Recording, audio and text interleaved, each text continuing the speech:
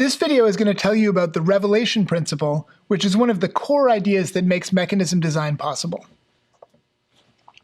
So let's begin by finding out what the revelation principle says to us. It says that any social choice function that can be implemented at all by any mechanism can also be implemented by a truthful and direct mechanism. So let's recall what it means for a mechanism to be truthful and direct.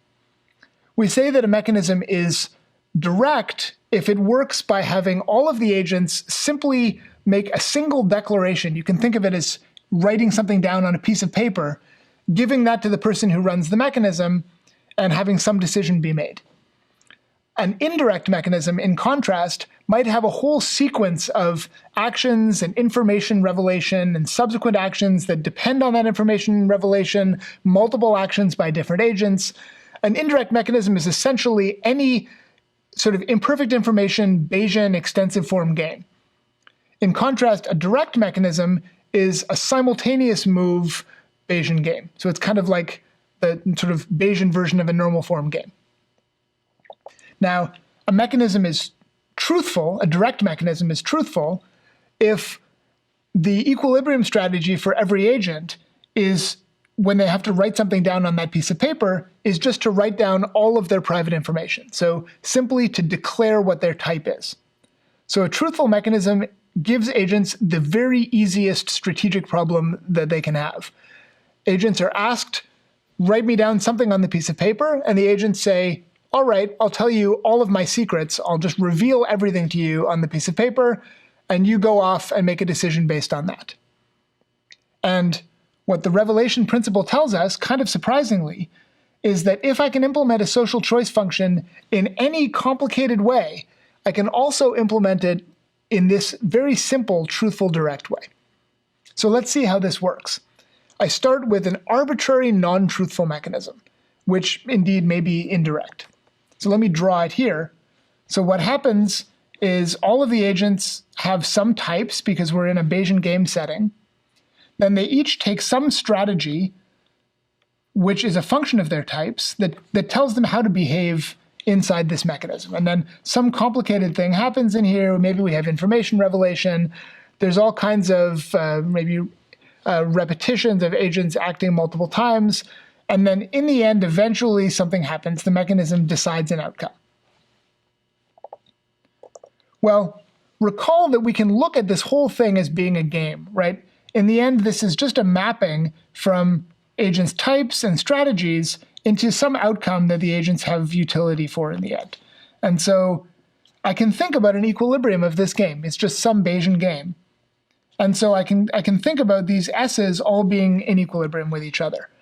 And that's exactly what I do when I talk about implementation. If I say that a mechanism implements a social choice function, what I'm saying is that in equilibrium, the mapping from types to outcomes is the same as the mapping that would be chosen by the social choice function.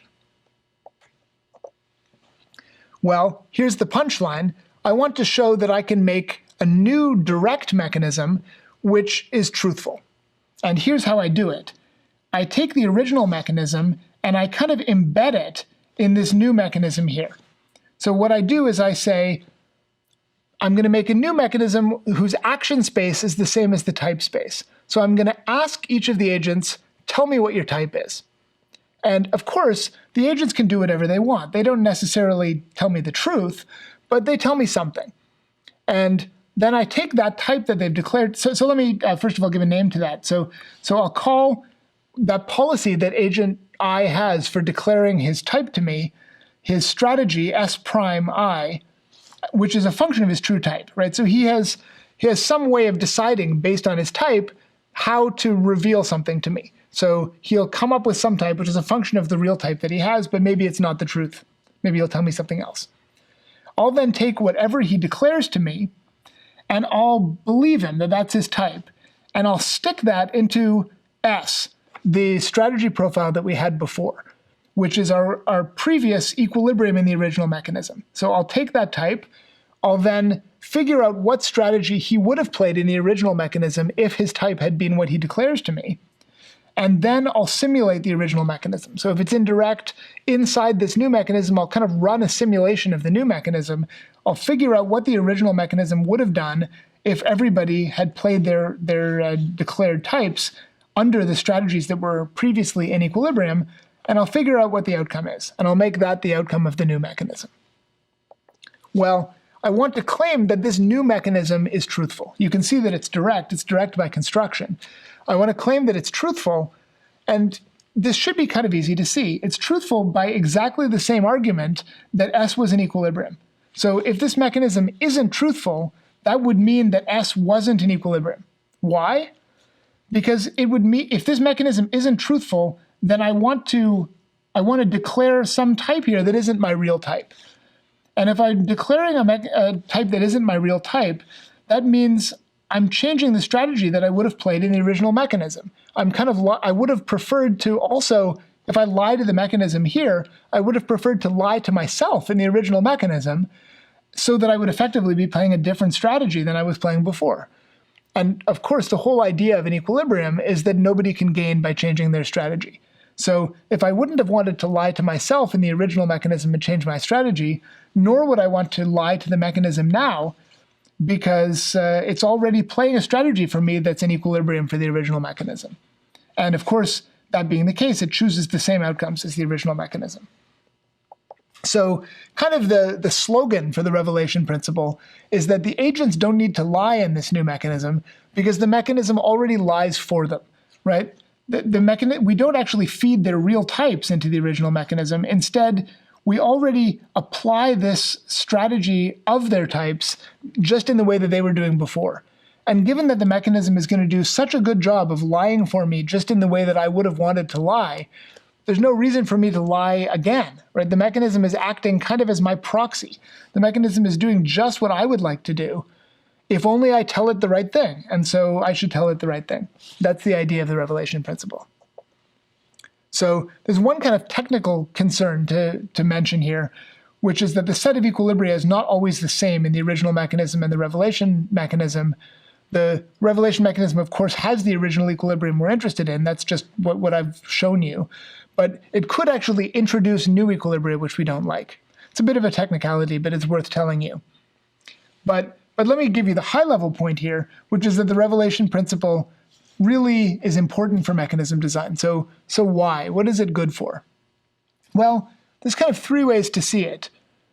It tells us that truthfulness is not a restrictive assumption from the point of view of what can be implemented. Likewise, it shows us that direct mechanisms are not less powerful than indirect mechanisms, which is a bit surprising because it sort of feels like direct mechanisms are much more rich and complicated and they ought to be able to do more. So this tells us, no, truthful and direct mechanisms are enough. If you can show that something is true for truthful and direct mechanisms, you've also shown that it's true for all mechanisms. And that's really important for analysis. So if I want to prove something about the space of all mechanisms, in principle, that might seem really hard to do because I would have to grind through every possible non-truthful indirect mechanism. It seems like a hard set to think about. So what the revelation principle tells me is that if I want to prove that no mechanism exists with certain properties, or that some given mechanism is the best one that exists with certain properties, it's enough to show that it's the best one among the set of truthful and direct mechanisms. And that's a much more manageable thing to do. So really the revelation principle, in telling us that we can restrict ourselves to truthful and direct mechanisms without loss of generality, opens up the analysis of mechanisms. And we're going to see in the future when we prove things about mechanisms, we always begin by saying, without loss of generality, let's restrict ourselves to truthful and direct mechanisms. And that step is very important. That's what makes mechanism design feasible in practice. And so that's why we're telling you about this so early on. This is a really important foundational principle to mechanism design.